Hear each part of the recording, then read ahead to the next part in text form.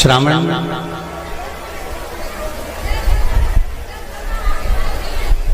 शिव महापुराण की कथा जो आप और हम श्रवण करने के लिए विराजमान हुए हैं। श्रावण के महीने की ये प्रथम श्रावण शिव महापुराण की कथा को श्रवण करा रहे हैं और संपूर्ण विश्व का कल्याण कर रहे हैं।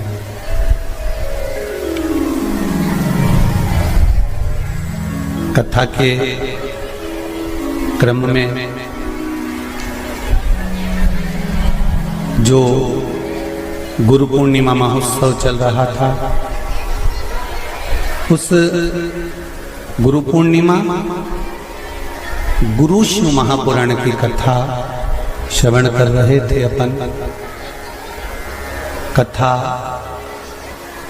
विराम होकर जो अगला दिवस था गुरु पूर्णिमा का, उस दिन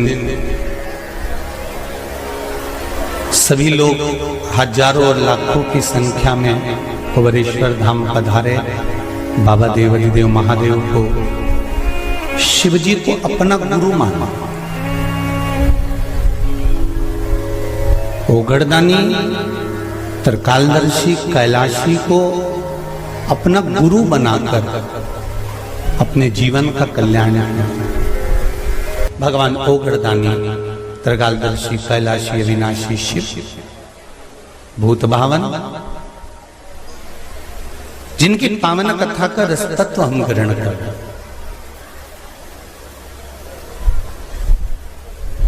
श्रावण शिव महापुराण की कथा है। आपको कथा में कहा था कि श्रावण के महीने में मेरे देव अधिदेव महादेव की दुगनी भक्ति, मतलब एक लोटा जल नहीं, कितना 2 लोटा जल शिव को समर्पित कर जा रहे हैं। सब 2 लोटा जल बाबा को समर्पित कर। श्रावण शिव महापुराण की कथा में गंगा और पार्वती की मूल तत्व था। जैसे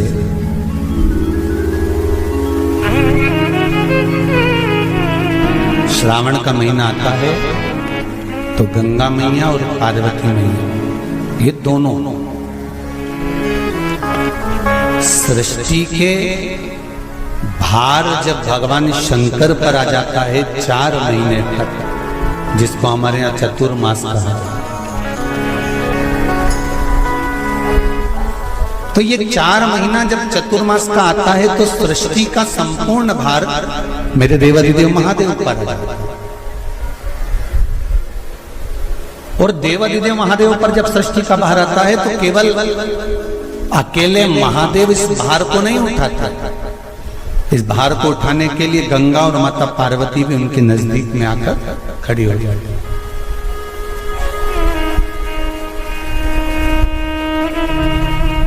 देखिए बड़ा सुंदर संवाद, ध्यान रखिएगा जरा श्रावण शिव महापुराण की कथा का।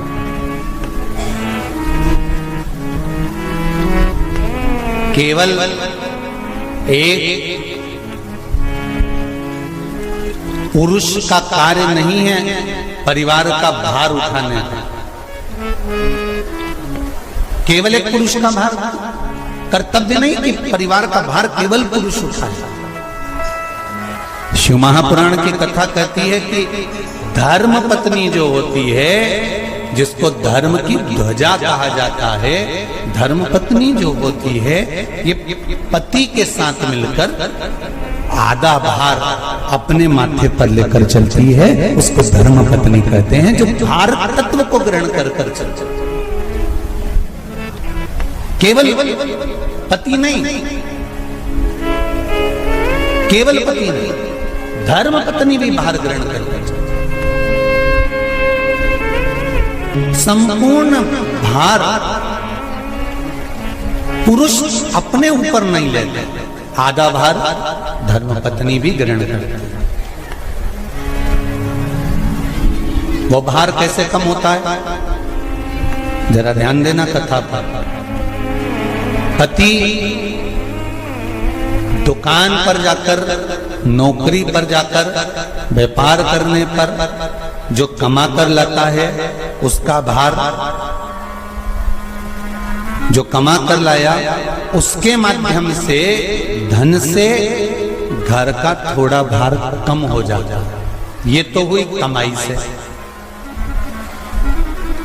अब शिव महापुराण की कथा कहती है कि पत्नी आधे भार को कैसे कम कर देते हैं?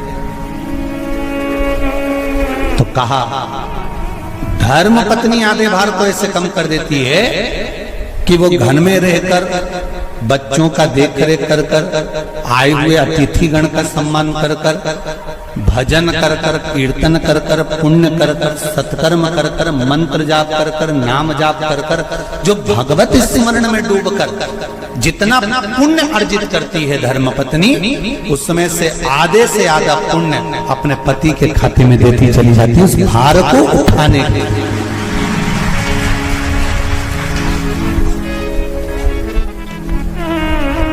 उस भार को उठाने में आधे से आधा भार धर्मपत्नी अपने व्रत, अनुष्ठान, मंत्र, साधना, तप, उपवास आदि के माध्यम से काट देता। एक बात और याद रखिए, श्रावण के महीने में सारे व्रत आते हैं बहुत सुंदर सुंदर। छोटी तीज का व्रत भी आ जाता है, बड़ी तीज का व्रत भी आ जाता है। दुबे जी, छोटी तीज भी आएगी, बड़ी तीज भी आएगी, और अच्छे से अच्छे व्रतों का क्रम रामकिशोर जी बीच बीच में श्रावण, भादो, कुंवार, कार्तिक में आते रहे। ये 4 महीना जो व्रत आते हैं, इन व्रतों की मूलता क्यों कही गई? ये सारे व्रत चतुर्मास के अंतर्गत ही आते हैं, इन व्रत को बाद में भी आ जाना चाहिए, पर नहीं। मूल जो व्रत हैं, पूजन है, अनुष्ठान है, देवी देवताओं के जो पूजन के भाव बताए, कोई चतुर्मास में बताए। इसका कारण क्या है? क्यों चतुर्मास के व्रत की महत्वता होती है?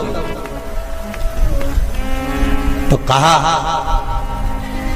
इस चातुर्मास के अंतर्गत स्त्री, नारी जो व्रत धारण करती है, हाथों में चूड़ा पहनना, पाँव में पायल पहनना, महाबूर लगाना, मेहंदी लगाना, ये जितने छोटी तीज, बड़ी तीज और अन्य तीजों आएंगे, त्योहार आएंगे चतुर्मास में, माताएं हरतालिका तीज हुई, छोटी तीज, बड़ी तीज हुई, भादों के कोई व्रत हुए, अनुष्ठान हुए, छठ हुई, पूजन, जो भी माताएं पूजन करेंगी उसके अनुसार वो हाथों में, शरीर पर 16 श्रृंगार धारण करती हैं, बहुत सारे श्रृंगार धारण करती हैं, और श्रृंगार धारण करने के साथ साथ माताएं अखंड सौभाग्य की वस्तुएं भी इन 30 त्योहार पर दान करती हैं।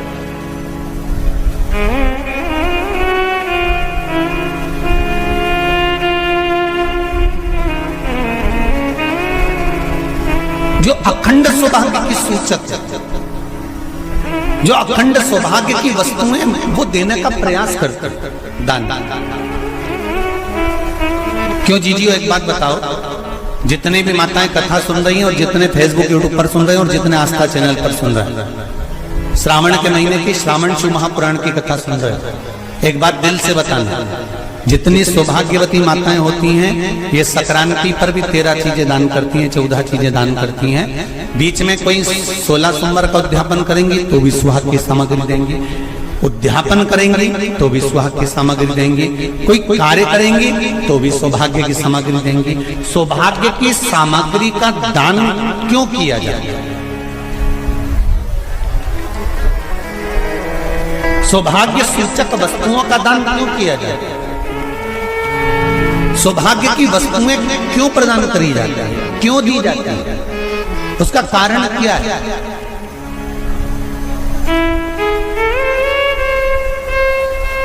क्यों देते? महाराज,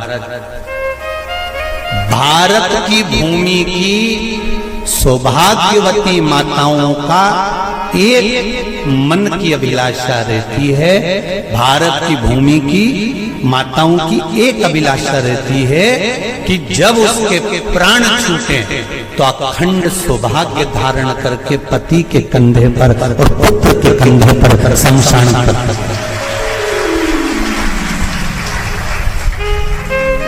ये भारत की भूमि की माताओं की सोच, उनके मन का संकल्प, उनके मन का भाव।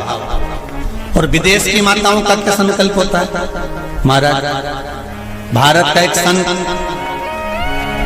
विदेश गया और भारत के संत जब विदेश गए तो वहां पर एक मां, एक स्त्री पति की कब्र के पास में बैठकर पंखा कर रही थी। भारत के संत को बड़ा दुख हुआ, देखो हमारे यहाँ की माताएं तो पति के साथ सती हो जाती हैं, हमारे भारत की भूमि की माताएं तो पति के साथ सती हो जाती हैं, पर ये तो विदेश की माताएं तो भारत की माता से भी बढ़कर है कि पति मर गया, कब्र के अंदर है तो भी पंखा कर रही हैं। ये तो इनसे भी बड़ी है, भारत की माता से भी बड़ी ये विदेश की माता। तो भारत के संत से रहा नहीं गया और भारत के संत ने जाकर पूछ लिया विदेश की माता से, माँ जी एक बात बताओ, हमारे यहाँ पति के साथ पत्नी सती हो जाती है, वो प्रथम गिनती में आती है, पर तुम तो उससे भी बड़ी हो कि पति मर गया उसके बाद भी उसकी कब्र को पंखा कर रही हो। इतने में विदेश की माता ने कहा, मैं पति को पंखा नहीं कर रही, हमारे यहाँ नियम है जब तक पति की कब्र नहीं सूख जाए हम दूसरी शादी नहीं कर सकते, इसलिए पंखे से सुखा रहा।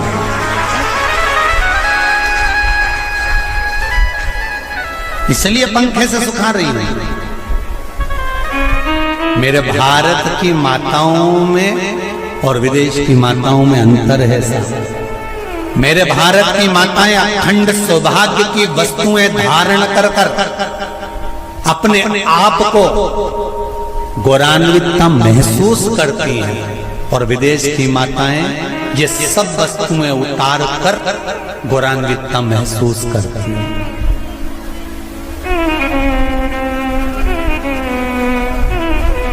क्यों देते हैं चूड़ी का दान, क्यों देते हैं बिंदी का दान, क्यों देते हैं अखंड सौभाग्य का दान? किस महाराज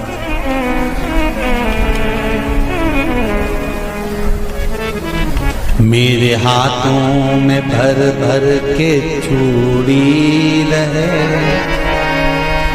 मेरे हाथों में भर भर के चूड़ी और मैया कोई काम नहीं, मेरे मस्तक पे चमकती चूनर रहे, मेरे मस्तक पे चमकती चूनर और मैया कोई काम नहीं,